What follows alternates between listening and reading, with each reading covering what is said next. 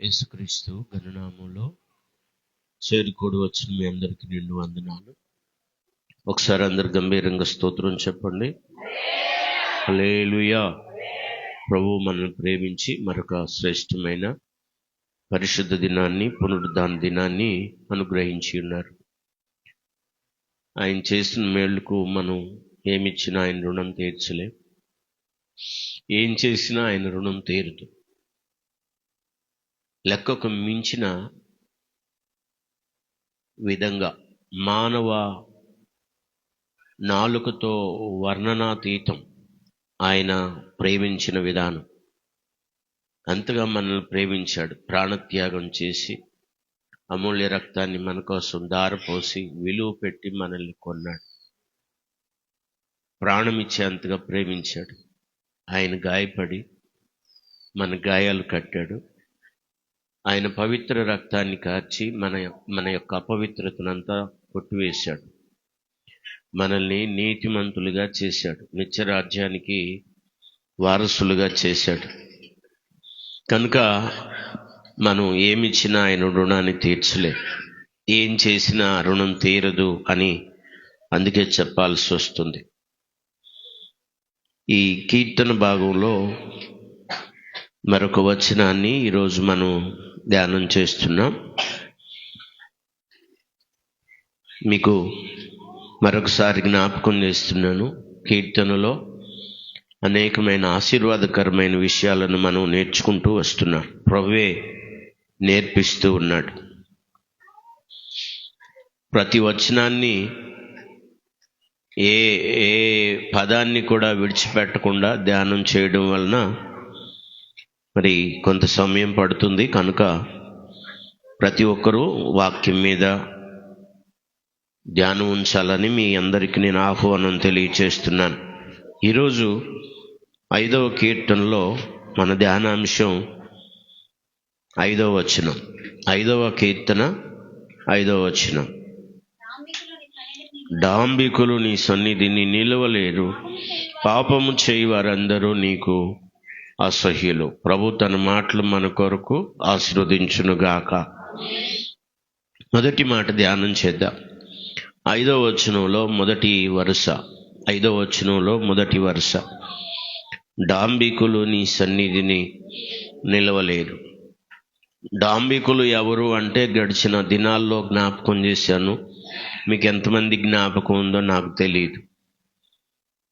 డాంబికులు అంటే ఎవరు, ఎలా ఉంటారు, వాళ్ళ తత్వం ఏంటి, వాళ్ళ ఆలోచన విధానం ఏంటి, ఎందుకు ఇలాంటి వాళ్ళని దేవుడు మరి తన సన్నిధిలో వాళ్ళకి నిలవడానికి అవకాశం ఇవ్వలేదు. జాగ్రత్తగా ఈ ధ్యానం మీద కూడా మీ మనసు నిలపండి. ఎందుకు వీళ్ళు దేవుని సన్నిధిలో నిలవలేరు? డాంబికులు నీ సన్నిధిని నిలవలేరు అంటే నిలిచేవారు వేరే ఉన్నారు. అది కూడా మనం ధ్యానం చేద్దాం. కానీ ఈరోజు నిలవలేని వారు ఎవరో, ఎందుకు వాళ్ళు నిలవరో జ్ఞాపకం చేస్తాను. ఎవరు నిలుస్తారో తర్వాత చెప్తాను. అది ఇంకొక అంశం అవుతుంది. అప్పుడు అదే వచనంలో 2వ వరుస, పాపం చేయి వారందరూ నీకు అసహ్యులు. అది ఇంకో అంశం అవుతుంది. అలాగా ప్రతి పదాన్ని మనం ధ్యానం చేస్తున్నాం కనుక ముందుకెళ్ళడం లేట్ అవుతుంది. అయినా కూడా జాగ్రత్తగా ఏ వచనాన్ని కూడా మిస్ అవ్వకుండా, ఏ పదాన్ని పోగొట్టుకోకుండా జాగ్రత్తగా వాక్యం వినడానికి మీరందరూ మీ మనస్సును సిద్ధపరచుకోవాలని మీకు ఆహ్వానం తెలియచేస్తున్నాను. గడిచిన దినాల్లో చెప్పాను డాంబికత్వాన్ని గురించి. వాక్యం ఏముంటుందంటే డాంబికులు దేవుని సన్నిధిలో నిలవలేరు. డాంబికులు అంటే నేను డైరెక్ట్గా చెప్పాను మీకు. అది కొంచెం ఇబ్బందిగా అనిపిస్తుందేమో మీకు. అయినా వాక్యాధారంగా కొన్ని విషయాలు చెప్తాను మీకు. నేను డాంబికం అనేటువంటిది మానవ జీవితంలో అందరి హృదయాల్లో చోటు చేసుకునేటువంటి ఒక లక్షణం. అన్ని విషయాల్లో ఈ డాంబికం అనేటువంటిది మనుషుల వేషభాషల్లో, మాట్లాడే మాటల్లో, వాళ్ళు చేసే పనుల్లో కూడా ఈ డాంబికం కొన్నిసార్లు స్పష్టంగా కనపడుతుంది. ఎలా ఉంటుంది ఈ డాంబికాన్ని మనం చూడడానికి? ఎలా తెలుసుకోగలం డాంబికం అంటే? డాంబికం అంటే లేని దాన్ని ఉన్నట్టుగా చెప్పడం. చెప్పండి, లేని దాన్ని ఉన్నట్టుగా చెప్పడం. లేదు కానీ అది ఉంది ఇది ఉంది అని చెప్పడాన్ని డాంబికం అంటారు. లేకపోతే ఉన్నది గోరంత అయితే కొండంత. ఇప్పుడు మీకు బాగా అర్థమైంది, ఇది బాగా అర్థమైనట్టుంది మీకు. ఉంది కొద్దిగా, కానీ ఎలా చెప్తా ఉంటారు దాన్ని అంటే కొండంత. గోరెక్కడ కొండెక్కడ? దీన్ని ఏమంటారంటే డాంబికం అంటారు. డంబం, డాంబికం. ఇలాగా గోరంతని కొండంతలు చేసి చెప్పుకోవడం, ఉన్నది లేని దాన్ని ఉన్నదని చెప్పుకోవటం, ఇవన్నీ డాంబికంలోకే వస్తాయి. అందుకే దాని గురించి నేను వాడుక పదంలో బడాయి అని చెప్పాను. చెప్పండి, ఏమని చెప్పాను? బడాయి. లేకపోతే గొప్పలకు పోవడం. ఇలాంటి వాళ్ళంట దేవుని సన్నిధిలో అసలు నిలిచే అవకాశమే వాళ్ళకి లేదు. ఇలా దేవుని సన్నిధిలో నిలిచే మనలో ఇలాంటి డాంబికంగానే ఉంటే ఇక్కడ నిలిచినా కూడా రేపు దేవుని సన్నిధిలో పరలోకంలో నిలుస్తారు అనుకోవడం మాత్రం సొద్దు తప్పు అవుతుంది. అది డాంబికం అనేది ఎప్పుడూ విశ్వాసకి మంచిది కాదు. అందుకే అంత క్లియర్గా రాయబడింది అన్నమాట. డాంబికులు నీ సన్నిధిని నిలవలేదు. ఒకసారి వాక్యం ఇలా చెప్పిన తర్వాత ఆ డాంబికులను తీసుకొచ్చి ఏదో ఒక విధంగా ఎక్కడో ఒకసారి మనం నిలబెట్టి చూపెడదామని ప్రయత్నం చేసినా మన వల్ల కాదు. ఎందుకంటే వాక్యం తప్పవుతుంది కనుక. చెప్పండి, ఏం తప్పవుతుంది కనుక? వాక్యం తప్పవుతుంది. అంటే వాక్యం ఒకసారి చెప్పిన దాన్ని, కాదని చెప్పిన దాన్ని ఇంకొకసారి అవునని ఎక్కడా చెప్పలేదు. ఒకసారి ఎస్ అని వాక్యం చెప్తే ఇంకొకసారి నో అని చెప్పదు. ఇక అన్ని చోట్ల ఆ విషయం నో అనే చెప్తుంది. లేకపోతే ఎస్ అని చెప్తే ఎస్ అనే చెప్తుంది దేవుని వాక్యం. అలాగే ఈ డాంబికత్వాన్ని గురించి కూడా ఒక చోట తప్పుగాను ఇంకొక చోట రైట్ గాను చెప్పలేదు. డైరెక్ట్గా ప్రభు చెప్తున్న మాట ఏంటంటే డాంబికులు నీ సన్నిధిని నిలవలేదు. ఏంటి ఈ డాంబికత్వంలో దేవుని సన్నిధిలో వారు నిలవకపోవడానికి కారణం? లేకపోతే ఈ డాంబికులు దేవుని సన్నిధిలో నిలవలేకపోవడానికి కారణం? కొన్ని మాటలు మీరు జాగ్రత్తగా గమనించడానికి ఇష్టపడండి. షార్ట్గా కొన్ని విషయాలు చెప్తాను. సామెతల గ్రంథంలో 25వ అధ్యాయం 14వ వచనం. సామెతల గ్రంథం 25వ అధ్యాయం 14వ వచనం. కపట మనసుతో దానమిచ్చి డంబము చేయువాడు వర్షము లేని మబ్బును గాలిని పోలి ఉన్నారు. చాలు ప్రియులారా, ఇక్కడ డంబం అంటే డాంబికులు అంటే ఎలా ఉంటారు అనేది క్లియర్గా ప్రపంచంలోనే జ్ఞానవంతుడు. ఆయన తర్వాత ఎవరు లేరు, ఆయనకు ముందు కూడా ఎవరు లేరు. అంతటి జ్ఞానవంతుడు ఈ డాంబికాన్ని గురించి ఎక్స్ప్లెయిన్ చేశాడు.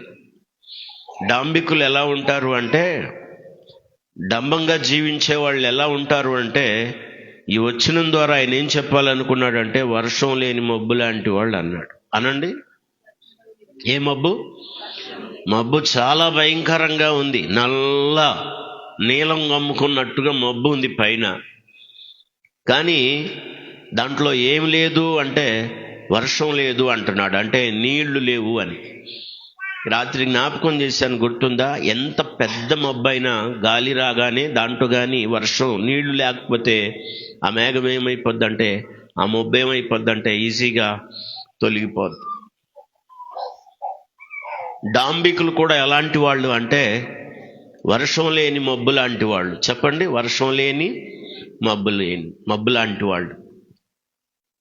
ఒక వ్యక్తి ఇలాంటి డాంబికమైన జీవితం కానీ ఉంటే వాళ్ళు కూడా నీళ్లు లేని మబ్బులాగా ఉంటారని ప్రభు వాక్యం చెప్తుంది. పెద్ద మేఘం ఉంది, మబ్బుతో పెద్ద మబ్బు కనపడుతుంది. కానీ ప్రతి మబ్బు వర్షంతో కానీ ఉంటే అది ప్రజలకి మేలు, గొప్ప ఆశీర్వాదాన్ని తీసుకొస్తుంది. ఈ మేఘాల గురించి, ఈ మబ్బుల గురించి చాలాసార్లు బైబిల్లో రాయబడింది. యోధా పత్రికలో కూడా వీరిని గురించి ఏం రాయబడిందంటే నిర్జల మేఘాలు అని. చెప్పండి, నిర్జల అంటే, నిర్జల మేఘాలు అంటే జలం లేకుండా ఉండే మేఘాలు. ఆ మేఘాల వలన ఎవరికి ఉపయోగం ఉండదు, అవి ఎందుకు కూడా ఉపయోగపడవు. డాంబికులు కూడా అలాంటి వాళ్ళే. ఆ మేఘంలో నీరుంటే, ఆ మేఘంలో జలం ఉంటే ఆ మబ్బు లేతే అది ఎవరికైనా ఉపయోగపడుతుంది, ప్రయోజనకారి అవుతుంది.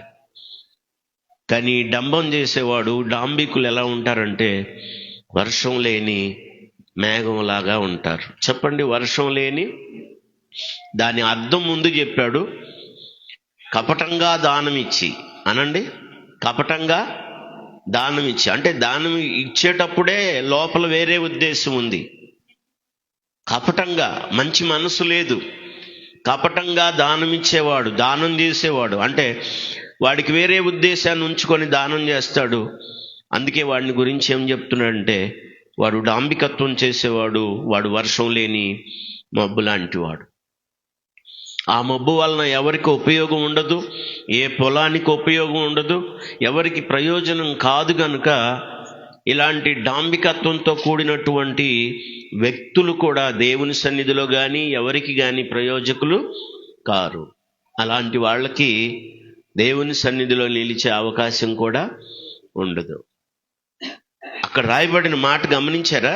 సామెతల గ్రంథంలో 25:14 ఏమన్నాడు ఒకసారి చూడండి. ఆగండి అనండి. ఇది ఎవరి గురించి రాయబడిన మాట అంటే కపట మనసుతో దానమిచ్చి అదిగా ఆగండి. అక్కడ ఏం చేసేవాడు? ₹1 ఇస్తారనుకోండి, డంబం చేయటం అంటే అర్థం ఏంటంటే ఒకళ్ళకి కాదు, ఇచ్చింది ₹1 కానీ 100 మందికి చెప్తారు వెళ్ళి. ఏమని? నేను ఎంత ఇచ్చింది ₹1 కానీ చెప్పేది ఎంతమందికి? 100 మందికి. ఇలాంటి వాళ్ళు వర్షం లేని మబ్బుతో సమానం లాంటి వాళ్ళు. వాడు చేసిన పనే చిన్న పని, కానీ దాన్ని పెద్దగా డంబం చేస్తాడనమాట. ఏ వ్యక్తి కూడా ఇలాంటి వాళ్ళు దేవుని సన్నిధిలో నిలవడానికి అసలు అవకాశమే దేవుడు ఇవ్వలేదు. కనుక డాంబికం అనేది మన జీవితంలో ఎప్పుడు పనికిరాదు. విశ్వాసులుగా, దేవుని పిల్లలుగా, క్రైస్తవులంగా మనం గుర్తుపెట్టుకోవాలి. డాంబికమైన జీవితం, డాంబికమైన పరివర్తన, డాంబికమైన మనస్తత్వం మనకు దూరమగునుగాక. ఎందుకు అంటే వాళ్ళు ఎలా ఉంటారని వాక్యం చెప్తుందంటే వర్షము లేని మబ్బు లాంటి వాళ్ళు. అనండి, వర్షము లేని. ఆ మబ్బులో వర్షం ఉంటే, ఆ మబ్బులో నీళ్లుంటే ఆ మేఘం లేకపోతే ఆ మబ్బు వలన ప్రయోజనం. కానీ దాంట్లో ఏం లేదు, నీళ్లు లేవు, వర్షం లేదు. అందుకే గాలి రాగానే ఏ గాలి వస్తే ఆ గాలికి అదేమైపోతుందంటే కొట్టుకుపోతుంది. కానీ వర్షమున్న మబ్బుకి గాలి తగిలిందంటే ఎక్కడ ఆ గాలి ఆ మేఘాన్ని లేకపోతే ఆ మబ్బును తాకుతుందో అక్కడే వర్షపాతం జరుగుతుంది.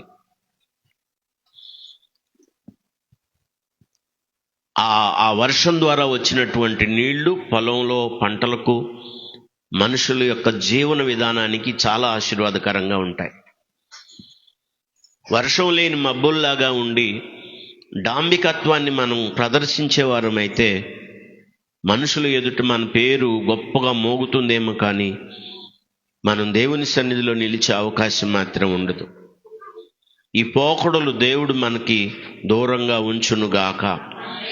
బైబిల్ నుండి వాక్యం చదవగలిగిన వాళ్ళు వాక్యాన్ని చూడండి. ఎందుకు వాళ్ళు దేవుని సన్నిధిలో నిలవలేరు? బైబిల్ నుండి వాక్యం చదవగలిగిన వాళ్ళు కొరింథీయులకు రాసిన మొదటి పత్రిక 13వ అధ్యాయం 4వ వచనం. కొరింథీయులకు రాసిన మొదటి పత్రిక 13వ అధ్యాయం 4వ వచనం. ప్రేమ దీర్ఘకాలము సహించును, దయ చూపించును, ప్రేమ మత్సరపడదు. ఆ మాట పట్టుకోండి. ప్రేమ డంబముగా ప్రవర్తించదు. అంటే డంబంగా ప్రవర్తించేవాళ్ళు ప్రేమించరు. చెప్పండి, డంబంగా ప్రవర్తించేవాళ్ళు ప్రేమించరు. ఎలా చెప్పాలి మీకు? నేను దాన్ని బాగా ఆలోచన చేశాను. దీని గురించి ప్రభు ఒకసారి యోహాను పత్రికలో రాయించాడు. అదేంటంటే, మీరు మాటతోనూ నాలుకతోనూ కాక క్రియతోనూ సత్యముతోనూ ప్రేమిద్దాం అంటాడు. అనండి, ఎట్లా ప్రేమిద్దాం? మాటతోనూ నాలుకతోనూ కాక. అంటే ప్రేమ కూడా మాటల ద్వారా నాలుక ద్వారా ఉంటుందా? మాటల ప్రేమ అంటారు దాన్ని. ఎలా చెప్పాలి? ఇంకా నేను బాగా ఆలోచన చేస్తున్నాను, జాగ్రత్తగా మీరు ఆలోచించండి. బైబిల్ వాక్యం ఏం చెప్తుందంటే, డంబంగా ప్రవర్తించేవారు దేవుణ్ణి ప్రేమించలేరు, ప్రేమించే హృదయాన్ని కూడా కలిగి ఉండరు. దాని ఇంకా దాని వివరణ మనం కొంచెం ఆలోచన చేస్తే మీకు అర్థమయ్యే పరిభాషలో చెప్తాను. మాటలు ఎక్కువ, పని తక్కువ. చెప్పండి, మాటలు ఎక్కువ. ప్రేమించే వాళ్ళు మాటలు చెప్పరు, మరేం చేస్తారు? పని చేస్తారు. ప్రేమించే వాళ్ళు పని చేస్తారు, కానీ ప్రేమ లేని వాళ్ళు డంబపు మాటలు చెప్తారు కానీ పని మాత్రం చేయరు. అంటే కార్యాలు ఉండవు, ఏ కార్యం జరగదు అక్కడ. కనుక దేవుని పిల్లలుగా మనం మన ప్రేమను ఒట్టి మాటలకు ప్రదర్శన చేసే వాళ్ళంగా కాకుండా, వాక్యం ఏం చెప్తుందంటే, యోహాను రాసిన మొదటి పత్రికలో 3వ అధ్యాయం 18వ వచనంలో రాయబడిన మాట చూడండి. చిన్న పిల్లలారా, మాటతోనూ నాలుకతోనూ కాక క్రియతోనూ సత్యముతోనూ ప్రేమిద్దాం. 2 చేతులు ఎత్తి స్తోత్రం చెప్పండి. అంటే మాటతో నాలుగుతో కూడా ప్రేమిస్తారా అంటే మాటల ప్రేమ అది. చెప్పండి, ఏ ప్రేమ? దానివలన ఎవరికి ప్రయోజనం, ఎవరికి మేలు, ఎవరికి ఆశీర్వాదం? అందుకని దాని గురించి ఏం చెప్తుందంటే, ప్రేమ డంబంగా ప్రవర్తించదు. ప్రేమించే వాళ్ళు డంబంగా మాట్లాడరు, డంబపు మాటలు చెప్పరు, డంబపు మాటల్లో ప్రేమ ఉండదు. కనుక దేవుని వాక్యాన్ని జాగ్రత్తగా మీరు గమనించాలి. మనం డంబాన్ని చూయించకూడదు.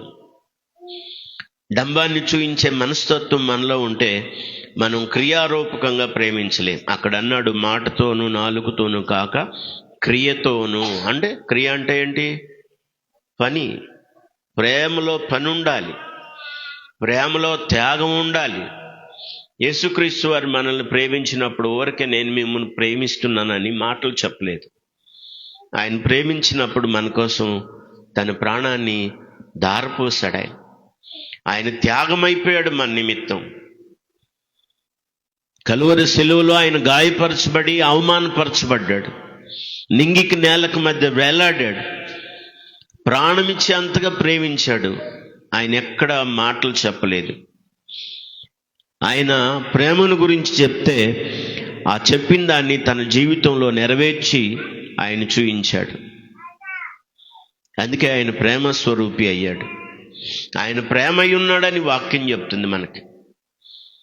ఈ లోకంలో మనం డంబంగా ప్రవర్తించే వారమైతే క్రీస్తు ప్రేమను కలిగిన వారంగా ఎప్పటికీ ఈ లోకంలో నిలబడే అవకాశం ఉండదు. దేవుని పిల్లల్లో ఈ చెడ్డ లక్షణం ఎప్పుడైనా కూడా తొలగించుకోవాల్సిన అవసరం ఉంది. డాంబికం మనకు కానీ, మన కుటుంబాలకు కానీ, మన సంఘ జీవితానికి కానీ ఆశీర్వాదం కాదు.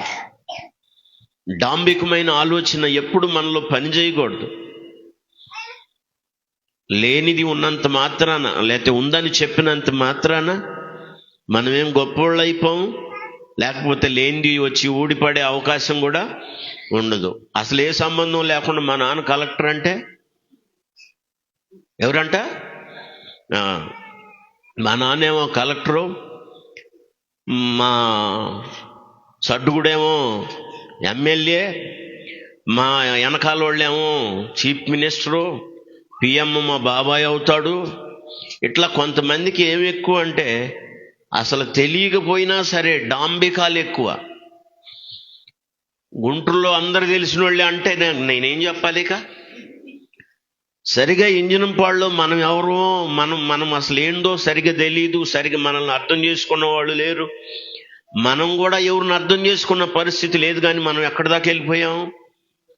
పిఎం మా బాబాయ్, సీఎం మా నాన్నోళ్ళ తమ్ముడు. ఈ డాంబికాలు మనం తగ్గించుకోవాలి, లేకపోతే రేపు దేవుని సన్నిధిలో నిలిచే అవకాశాన్ని కూడా కోల్పోతాం. కనుక ఒక చిన్న విషయం చెప్పినట్టు చెప్పలేదు దావీదు భక్తుడు, డాంబికులు నీ సన్నిధిని నిలవలేరు. కనుక డాంబికాన్ని విడిచిపెట్టండి. ప్రేమగాని నీలో ఉంటే డంబం చేయదు. ఆ ప్రేమ డంబంగా ప్రవర్తించదు, పనిచేస్తుంది. యేసుక్రీస్తు వారిని అవమానపరిచిన ఆయన నోరు తెరవలేదు, కొట్టినా నోరు తెరవలేదు, ఉమ్మి వేసినా నోరు తెరవలేదు, భరించాడు, సహించాడు.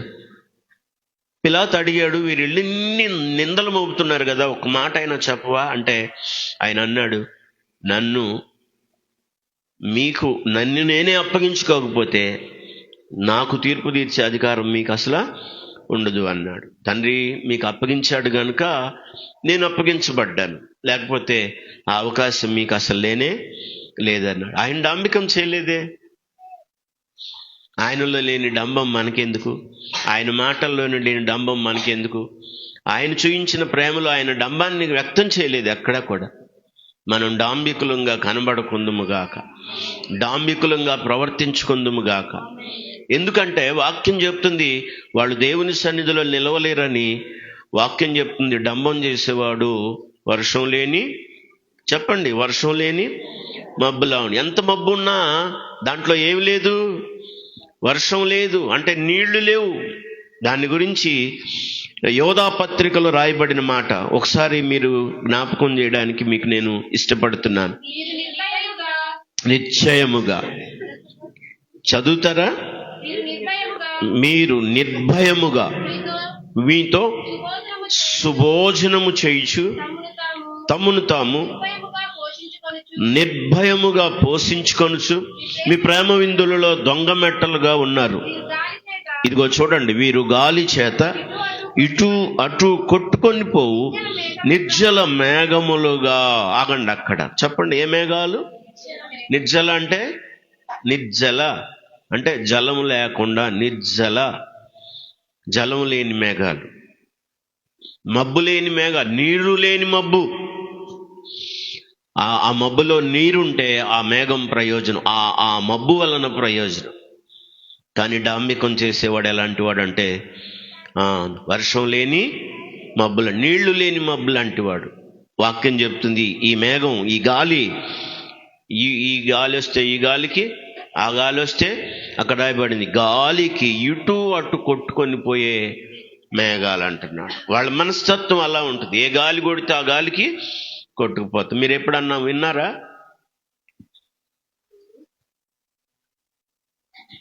వీళ్ళ వైఖరి ఎలా ఉంటుందంటే ఏ గాలి కొడితే ఆ గాలికి తిరుగుతారు. దేవుని పిల్లలకి ఇది మంచి లక్షణం కాదు. చాలా క్లియర్గా రాయబడింది, మళ్ళీ చదువుతున్నాను. వీరు గాలి చేత ఇటు అటు కొట్టుకొని పోవు. చెప్పండి, అటు ఇటు కొట్టుకొని పోవడానికి కారణం ఏంటి?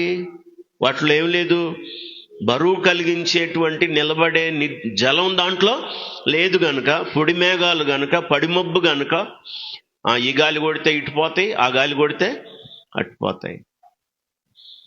మనం నీళ్లు లేని మబ్బులాగా ఉండకూడదు, నిర్జల మేఘాలుగా ఉండకూడదు, అటు ఇటు కొట్టుకొని పోయే డాంబికమైన జీవితం కలిగి ఉండకూడదు. దేవుని పిల్లలు ఈ విషయాన్ని గుర్తుపెట్టుకోండి. సొలొమోన్ చాలా క్లియర్గా చెప్తున్నాడు ఆ మాట. అందువల్ల ఇలాంటి వాళ్ళు దేవుని సన్నిధిలో నిలిచే అవకాశం లేదు. ఇంకొక మాట చెప్తాను. యోహాను రాసిన పత్రిక మనందరికీ సుపరిచితమైన మాట. బైబిల్ ఉండి వాక్యం చదవగలిగిన వాళ్ళు మొదటి పత్రిక 2వ అధ్యాయం 16వ వచనం. లోకంలో ఉన్నదంతా కూడా అనగా శరీరాశ, నేత్రాశ, జీవపు డంబం, ఇవి తండ్రి వలన పుట్టినవి కావు. చెప్పండి, జీవపు డంబం అనేటువంటిది దేనికి సంబంధించింది? దేవునికి సంబంధించింది కాదు. డాంబికం అనేది ఎవరైనా వ్యక్తం చేస్తే అది దేవుని వలన పుట్టింది కాదు, అది దేవుని వలన కలిగింది కాదు. దేవుని పిల్లలు అలా చేయరు. దేవుని లక్షణం, దేవుని స్వభావ సిద్ధంగా వచ్చిన లక్షణాలు అలా ఉండవని దేవుని వాక్యం చెప్తుంది. చాలా క్లియర్గా మనతో మాట్లాడుతుంది. మీరు ఆ మాటలు మీరు గమనించండి. లోకంలో ఉన్నదంతా కూడా శరీరాశ, నేత్రాశ, జీవపు డంబం, తండ్రి వలన పుట్టినవి జీవపు డమ్మం ఎవరి వలన పుట్టలేదు? తండ్రి వలన, దేవుని వలన పుట్టలేదు. అది ఈ లోకంలో వాడి పేరే బడాయిగాడు, అపవాది. చెప్పండి ఎవరు? వాడన్ని గొప్పలు చెప్పుకోవడం. ఇందాక నేను చెప్పానుగా, మా బాబాయ్ పిఎం అంటాడు, మా నాన్నోళ్ళ తమ్ముడు సీఎం అంటాడు, ఎమ్మెల్యే ఫలానా, మా వెనకాలోళ్ళు అంటాడు, మా ఇంటి ముందు తోడు అంటాడు. వాస్తవంగా వాడికి అసలు ఏమీ తెలియదు. చెప్పండి, అపవాదికి ఏం తెలియదు. డాంబికం చేసేవాళ్ళు కూడా అంతే. ఒకసారి ఎప్పుడైనా కానీ ఇలాంటి మాటలు చెప్పిన తర్వాత, ఇదిగో పిఎం వచ్చాడు, మన ఊరు గుంటూరు, మీ బాబాయ్ అని చెప్పే పదా పోదాం అన్నారు అనుకోండి, గబగబా తీసుకెళ్ళి అక్కడ మిమ్మల్ని కూర్చోబెడితే ఎక్కిస్తాడా? ఎందుకని? చెప్పిన మాటలన్నీ ఏం మాటలు? బడాయి మాటలు కనుక, నిజం కాదు కనుక తీసుకెళ్ళలేడు. అదే కానీ వాళ్ళ బాబాయ్ అయితే 100 మంది కాదు, గుంటూరు కాదు, ఇంకెక్కడొచ్చినా నేరుగా తీసుకెళ్లే హక్కు వాడికి ఉంటుంది. దీన్నే డాంబికం అంటారు. దేవుని వాక్యం చాలా క్లియర్గా చెప్తుంది, ఈ డాంబికం అనేది దేవుని వలన పుట్టింది కాదు. ఇంకొక మాట అన్నాడు, లోక సంబంధమైనది. చెప్పండి, డాంబికం ఎవరి సంబంధమైంది? లోక సంబంధమైంది ఏది కూడా దేవుని సన్నిధిలో నిలిచే అవకాశం ఉండదు. లోక సంబంధమైన జీవన విధానం, లోక సంబంధమైన పోకడలు, లోక సంబంధమైనటువంటి హంగులు, ఆర్భాటాలు, ఇవేవి కూడా రేపు దేవుని సన్నిధిలో నిన్ను నిలబెట్టవు. గుర్తుంచుకోవాలి. చాలా క్లియర్గా దేవుడు మాట్లాడుతూ ఉన్నాడు ఈ కీర్తనల ద్వారా. ఏదో కీర్తన అంటే అది ఒక భక్తునికి సంబంధించింది, పరిమితం కలిగింది అనుకోవద్దు. ఎంత ఉన్నతమైన ఆలోచన దావీదు భక్తుల్లో ఉందో ఈ కీర్తన ప్రతి వచనాన్ని ధ్యానం చేస్తున్నప్పుడు నేను అనుభవిస్తున్నాను. ఎంత దూరం ఆలోచించాడు ఆయన, ఎంత ఆత్మీయంగా లోతైన స్థితిని ఆయన కలిగి ఉన్నాడు. మనం ఎదగాలి. మన విశ్వాస జీవితంలో ఎక్కడ డాంబికం కనపడకూడదు. క్రైస్తవ జీవితంలో డాంబికం ఎక్కడ కనపడకూడదు. దీన్నే మేకపోతు గాంభీరం అంటారు. అనండి, మేకపోతు నేను చెప్పలేదు, అది కూడా వాక్యమే చెప్తుంది. బైబిల్ ఉండి వాక్యం చదవగలిగిన వాళ్ళు చూస్తే ఒక 4 జీవులు డాంబికంగా ఉంటాయంట, డంబంగా నడుస్తాయంట. బైబిల్ ఉందా? వాక్యం చదవగలిగిన వాళ్ళు సామెతల గ్రంథం 30వ అధ్యాయం 29వ వచనం. సామెతల గ్రంథం, డంబముగా నడుచునవి 3 కలవు, టీవీతో నడుచునవి 4 కలవు. అవేవనగా ఎల్ల మృగములలో పరాక్రమము గలదై, ఎవనికైనా భయపడని, వెనుకకు తిరగని సింహం, చోణంకి కుక్క, మేకపోతు. ఆగండి, అక్కడ ఉందా మేకపోతు? ఏ గంభీరం అంటారు మనోళ్ళు? మేకపోతు గంభీరం అంటే మీకు తెలుసా? అది చాలా పిరిగ్గా ఉన్నా కూడా నడిచేటప్పుడు రోడ్డు మీద ఎలా నడిచిద్దో తెలుసా? అది డంబంగా నడిచిద్ది అనమాట. అమ్మా, దేవుని పిల్లల జాగ్రత్త. మనం మేకపోతు గంభీరాన్ని కనపరిచే వారంగా ఉండకూడదు, డాంబికం చేసే వారంగా ఉండకూడదు. 4 జీవుల గురించి చెప్పాడు, 3 జీవుల గురించి చెప్పాడు, తర్వాత ఒక రాజు గురించి చెప్పాడు. డంబముతో నడిచేవి 4, 3 టీవీగా నడిచేవి 4. ఈ 2 లక్షణాలు ముగ్గురులో ఉంటుంది. టీవీతో నడిచేవాడు రాజు, డంబంగా నడిచే వాటిల్లో ఒకటి సింహం, రెండవది చోణంకి కుక్క, మూడవది చెప్పండి ఏంటది? మేకపోతు.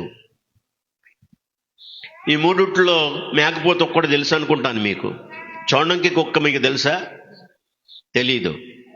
చోణంకి కుక్కలు భయంకరమైన అరణ్యాల్లో ఉంటాయి. దానికంటే ఇంకా గొప్పది మరి మృగరాజు సింహం. మనం సింహానికి సంబంధించినటువంటి లక్షణాలు కలిగిన వారం కాదు. మీరు అనొచ్చు యూదా గోత్రపు సింహం అని. అపవాది కూడా ఎలా ఉన్నాడో తెలుసా? గర్జించు సింహంలాగా ఉన్నాడంట. ఇంతకు మనం ఏ తరహా సింహం? సింహం కాకపోయినా వాడు కూడా సింహం వలే అని రాయబడింది అక్కడ. అనండి, సింహం వలే. మనం దేవుని లక్షణాలను సంతరించుకోవాలి మన జీవితపు అనుభవంలో. ఒక 3 జీవుల గురించి చెప్పి 4వది ఒక వ్యక్తిని గురించి చెప్పాడు. ఆ వ్యక్తి ఎవరంటే సైన్యమునకు ముందు నడుచుచున్న రాజు. సైన్యానికి ముందు నడిచే రాజు ఎలా నడుస్తాడు? చాలా టీవీగా నడుస్తాడు, డంబంగా. ఆయన అహంకారం అంట, అహంకారం కాదు కానీ అహ్యాంకారం అంటే బాహ్యంగా కనపరిచేటువంటి ఆయన వస్త్రధారణ అవన్నీ ఎలా ఉంటాయంటే డాంబికంగా ఉంటాయి, ఉందాగా. ఇంతకీ ఏ రాజ్యానికి నువ్వు రాజువి? చెప్పండి, ఏ రాజ్యానికి నువ్వు రాణివి అని అడగండి పక్కన వాళ్ళని. అయితే కదా నీలో ఏముండాలి? చెప్పండి, అయితే కదా రాణివి, అయితే కదా నీలో ఏముండాలి? డాంబికం ఉండాలి. అమ్మా, ఇంతకీ అడగండి పక్కన వాళ్ళకి, ఏ దేశానికి రాణివి అని అడగండి. ఆ దేశానికైన రాణి కూడా, ఎలిజబెత్ రాణి గురించి మీరు విన్నారో లేదో కానీ, సాధారణమైన విశ్వాసుల్లో వెళ్ళి అలా కూర్చుంటుందంట చర్చిలో, లండన్లో. ఒకసారి చర్చిలో పనిచేసేటువంటి ఒక సాధారణమైన మహిళ దగ్గర వెళ్ళి కూర్చుంటే, ఆమె ప్రార్థనలో ఒకసారి కళ్ళు తెరిచి చూస్తే ఎలిజబెత్ రాణి పక్కన కూర్చుందంట. గుండె పగిలిపోయింది ఆ పనమ్మాయికి. ఓమ్మో, రాణిగారు నా పక్కన కూర్చున్నారని చెప్పి అర్జెంటుగా లేచి వెళ్ళిపోయి దూరంగా కూర్చుంటే రాణిగారు చూసి, రాణిగారు వెళ్ళి మరీ తీసుకొచ్చి తన పక్కన కూర్చోబెట్టుకుందంట. అమ్మా, నేను పనిచేసుకునే వ్యక్తిని నీ పక్కన కూర్చునే అర్హత నాకు లేదంటే, అది నేను రాణిగా ఉన్నప్పుడు. దేవుని సన్నిధిలో ఉంటే రాణినైనా నేనైనా పని చేసుకునే నువ్వైనా ఇద్దరం ఒకటే. 2 చేతులు ఎత్తి స్తోత్రం చెప్పండి. రాణి సైతం దేవుని సన్నిధిలో ఇలా ఉంది. ఒకవేళ రాణి, అమ్మా ఏమి లేకపోతేనే ఇన్ని బడాయిలు ఎక్కువ మనకి, ఏకంగా నువ్వు రాణివే అయ్యావు. ఆలోచించుకోండి, ఒకవేళ మీకు కానీ అవకాశం వస్తే, రాణి అయ్యే అవకాశం వస్తే, నువ్వు కానీ రాణి స్థానంలో ఉంటే ఇక మన పోకడు ఎలా ఉంటుందని. నా మాటలు ఇప్పుడు వరకు అర్థమైన వాళ్ళు స్తోత్రం చెప్పండి.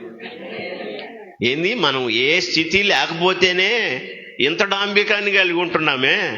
ఒకవేళ రాణి స్థితి కానీ నీకు కానీ దేవుడు ఇచ్చాడు అనుకోండి, అప్పుడు ఎలా ఉంటుందో మన పరిస్థితి. రాజు టీవీగా నడుస్తాడు, డంబంగా తన వస్త్రధారణ హుందాతనంగా ఉంటాయి. ఇప్పుడు నువ్వు సింహానివి కాదు, చోణంకి కుక్కవు కాదు, మేకపోతువు కాదు, రాణివి అంతకంటే కాదు. మరి అలాంటప్పుడు డంబం ఎందుకు నీకు? పక్కన వాళ్ళకి చెప్పండి, నువ్వు విశ్వాసం అని చెప్పండి, నువ్వు దేవుని బిడ్డవని చెప్పండి.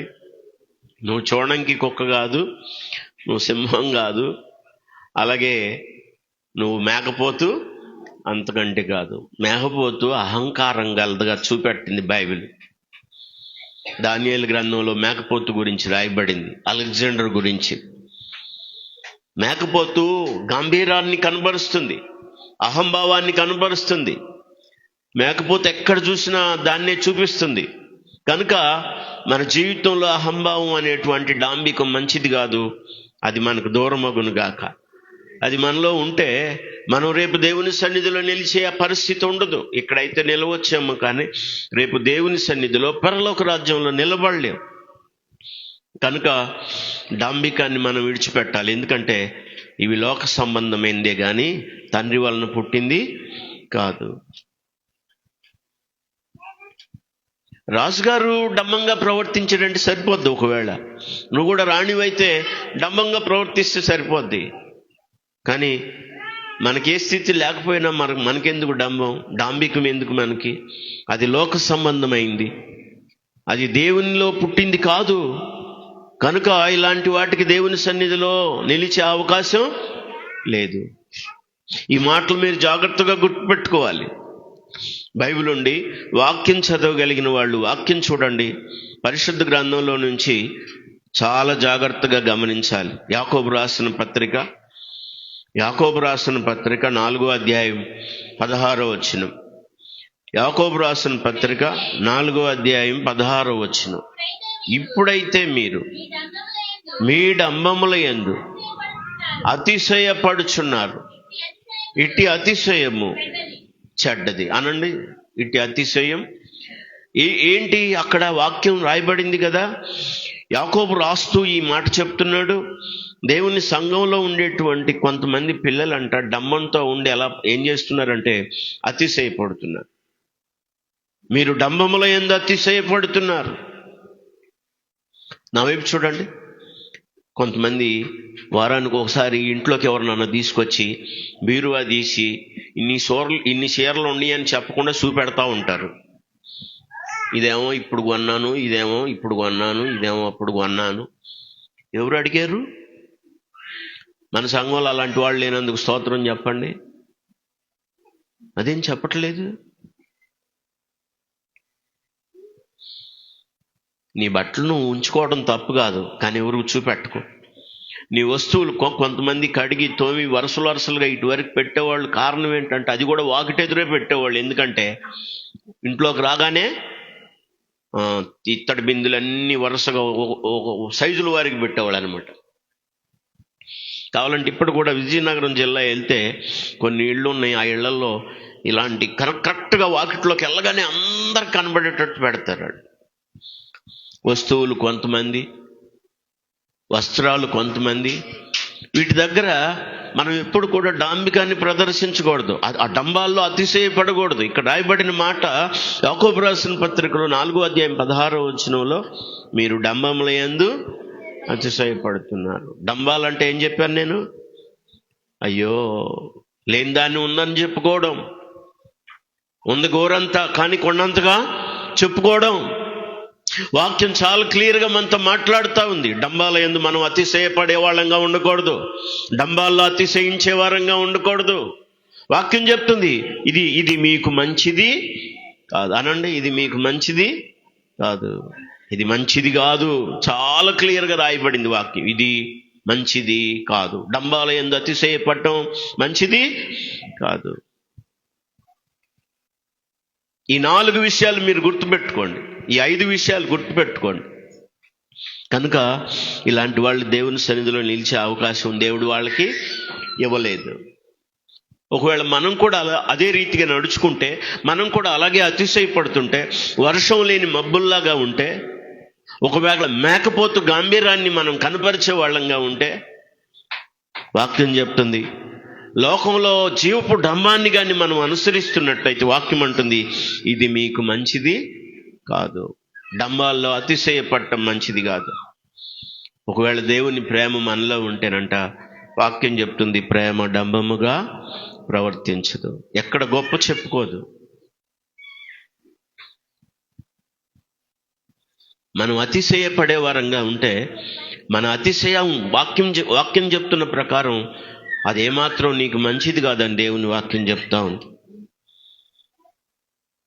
ఈ అతిశయాన్ని గురించి చెప్పాను. పౌలు గారు ఏమన్నాడంటే, నేను నా ప్రభునందు తప్ప ఇక దేంట్లో నేను అతిశయపడను అని చెప్పాడు. కొందరు గుర్రాలను బట్టి, కొందరు రథాలను బట్టి అతిశయపడతారు. మనమైతే మన దేవుడైన యెహోవా యందు అతిశయపడతామని చెప్పాడు కీర్తనకారుడు. మన దేవునిలో అతిశయపడాలి. మనం దేవుడు మనకిచ్చిన స్థితిని బట్టి అతిశయపడాలి. శ్రమల్లో అతిశయపడ్డారు, శోధనల్లో అతిశయపడ్డారు, వారికి ఎదురైన ఇరుకులు ఇబ్బందుల్లో అతిశయపడ్డారు. మనం ఎక్కడ అతిశయపడుతున్నాం? డంబాలలో గొప్పలు చెప్పుకోవడంలో అతిశయపడుతున్నామా? ఈ అతిశయం మంచిది కాదు. మనల్ని సిగ్గుపరిచి అవమానపరిచేదిగా అవ్వచ్చు రేపు. కనుక ఉన్న పళంగా ఉన్నట్టుగానే దేవుని పాదాలు పట్టుకొని ఆయనకు ప్రియమైన పిల్లలుగా జీవించడానికి మనకు ఒక తీర్మానం ఉండాలి. లేకపోతే రేపు దేవుని సన్నిధిలో నిలబడే అవకాశం మంచిది కాదు.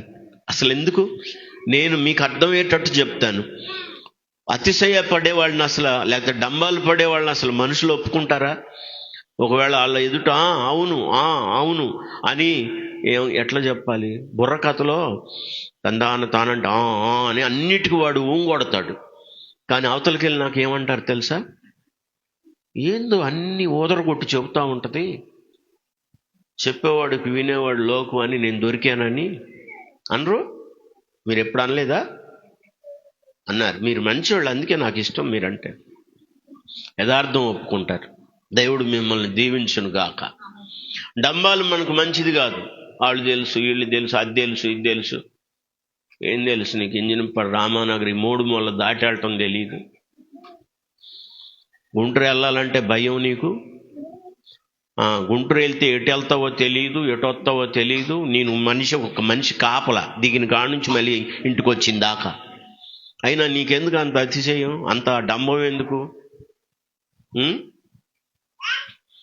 ఎక్కడికన్నా వెళ్ళాలి అంటే, హాస్పిటల్కి వెళ్ళాలన్నా ఇంకొక తోడు కావాలి నీకు. అన్నీ ఉన్నా కూడా ఎవరో ఒకళ్ళు నీతో ఉండాలి. ఒక చిన్న గుంటూరు పట్టణానికి వెళ్ళడానికే ఇంత పిరిగిపడే నీకు డంబం ఎందుకు, అతిశయం ఎందుకు, బడా ఎందుకు? ఈ బడాయి కొనసాగిస్తే రేపు దేవుని సన్నిధిలో నిలిచే అవకాశం కూడా కోల్పోతావు. కనుక భయభక్తులు కలిగి ఆయనకి ఇష్టమైనట్టుగా జీవించడం మనం నేర్చుకోవాలి. ఆయన చిత్తానుసారంగా బ్రతకడం నేర్చుకోవాలి. వర్షం లేని మబ్బుల్లాగా మనం ఈ లోకంలో అటు ఇటు కొట్టుకొని పోయే వరంగా ఉండకూడదు. ఎవరికి మన బ్రతుకు ప్రయోజనకరం కాదు, ఎవరికి మన మాటలు ప్రయోజనకరం కావు, మన క్రియలు ఎవరికి ప్రయోజనకరం కావు. ఎందుకంటే వర్షం లేని మబ్బు లాంటి వాళ్ళు, అతిశయపడేవాళ్ళు, ఏదైతే డంబాల యందు జీవించేవాళ్ళు.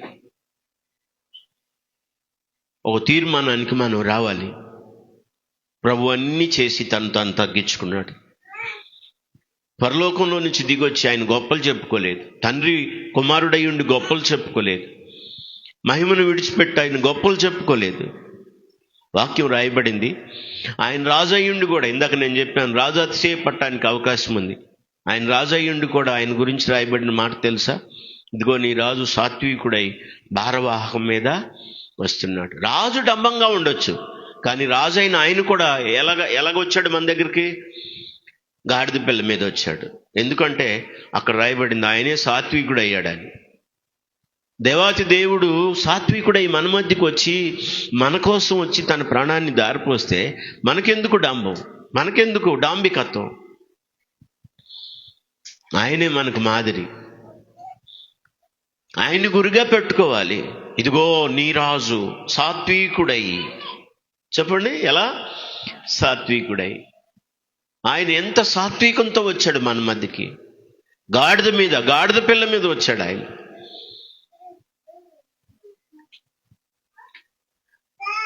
ఆయన రాజును చేద్దాం అనుకున్నారు. ఒక కిరీటాన్ని తీసుకొచ్చి ఆయన మీద పెట్టబోయారు అప్పుడు ఉన్నటువంటి ప్రజలు. ప్రభు దాన్ని తిరస్కరించాడు. ఆయన రాజే, కానీ దాన్ని తిరస్కరించాడు. ఎక్కడ నేను రాజునని చెప్పలేదు. తీర్పు తీర్చేటప్పుడు పిలాతు అడిగాడు, నువ్వు రాజువా? వీళ్ళు అంటున్నారు. అవును, నువ్వు అన్నట్టు రాజునే, కానీ ఈ లోక సంబంధమైన రాజును కాదు. నా రాజ్యం ఈ సంబంధమైంది కాదు. 2 చేతులు ఎత్తి గంభీరంగా స్తోత్రం చెప్పండి. రాజైన ఆయనే డాంబికాన్ని వ్యక్తం చేయలేదు, కానీ సాత్వికుడై విధేయత చూపి తను తగ్గించుకున్నాడు. కొలసీ పత్రికలో రాయబడిన మాటలు 2వ అధ్యాయం, ఫిలిప్పీ పత్రిక 2వ అధ్యాయంలో 6వ వచనం నుంచి 8 వచనాల వరకు మనం గమనిస్తే ఆయన విధేయుడయ్యాడు, తను తగ్గించుకున్నాడు, రిక్తునిగా చేసుకున్నాడు. ఎక్కడ ఆయన డాంబాన్ని ప్రదర్శించలేదు.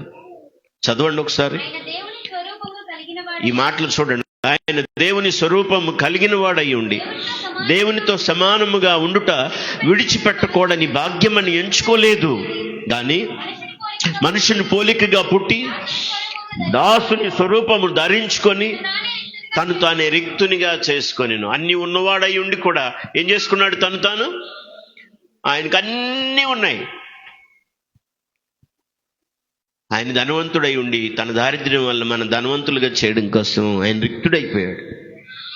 ఏం లేనివాడైపోయాడు, కురూపి అయిపోయాడు, సొగసైన స్వరూపమైన లేనివాడైపోయాడు. ఎందుకంటే మనల్ని విమోచించడం కోసం, మనల్ని తన స్వరూప్యం కోసం మార్చడం కోసం, మన నిత్యత్వానికి మనల్ని కూడా వారసులుగా చేయడం కోసం ఎంత దీనుడయ్యాడు ఆయన. ఎంత తగ్గించుకున్నాడు ఆయన. ఎంత తగ్గించుకున్నాడు ఆయన. ఆయన్ని చూస్తా మనం ముందుకెళ్ళాలి. ఆయన్ని పోలి మనం ముందుకెళ్ళాలి.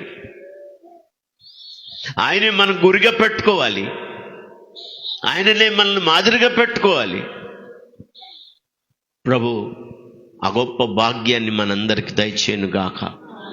డాంబికాన్ని విడిచిపెట్టుదుము గాక. ఆ డాంబికం నీలో ఉంటే రేపు నువ్వు దేవుని సన్నిధిలో నిలిచే అవకాశాన్ని నువ్వు కోల్పోతావు. ఒక జంతువుకు పోల్చబడింది డాంబికత్వం, గొప్ప రాజుకు పోల్చబడింది డాంబికత్వం. కానీ ఈ రెండిట్లో ఏ స్థితిలో మనం లేవు. మబ్బుకు పోల్చబడింది, వర్షం లేని మబ్బుతో పోల్చబడింది డాంబికత్వం. ఎంత మబ్బున్నా దాంట్లో జలం లేకపోతే అవి గాలికి ఇటు అటు ఏమైపోతాయి అంటే కొట్టుకొని పోతాయి. ఎవరికి ఆ మబ్బు వల్ల ఉపయోగం ఉండదు. నిర్జల మేఘాలు అన్నాడు అందుకని యూదా పత్రికలో. ఎవరికి ఉపయోగపడని వారమైతే మన విశ్వాసం ఎందుకు? మన భక్తి ఏంటి? మన ప్రార్థన ఏంటి? మన విధేయత ఏంటి? దేవునికి ఇటు మనుషులకు కూడా దేనికి పనికిరాం. మరి దేవుని సన్నిధిలో లేచే భాగ్యాన్ని కూడా కోల్పోయే అవకాశం ఉంటుంది. కనుక లోక సంబంధమైన డాంబికత్వాన్ని విడిచిపెట్టడం మనకి ఎంతో అవసరం, ఆశీర్వాదం. దేవుని సన్నిధిలో లేచే భాగ్యాన్ని దేవుడు ఆ విధంగా మనకు అనుగ్రహించి సిద్ధపరచును గాక. తల్ల వంచండి, ప్రార్థన చేసుకుందాం.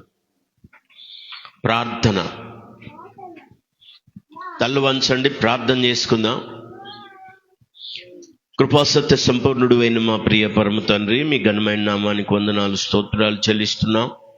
కీర్తన 5వ కీర్తనలో 5వ వచనం ప్రకారం డాంబికులు నీ సన్నిధిలో నిలవలేరని మీరు మాతో మాట్లాడిన ప్రతి మాట కొరకు వందనాలు. డాంబికులు వర్షం లేని మబ్బు లాంటి వాళ్ళని,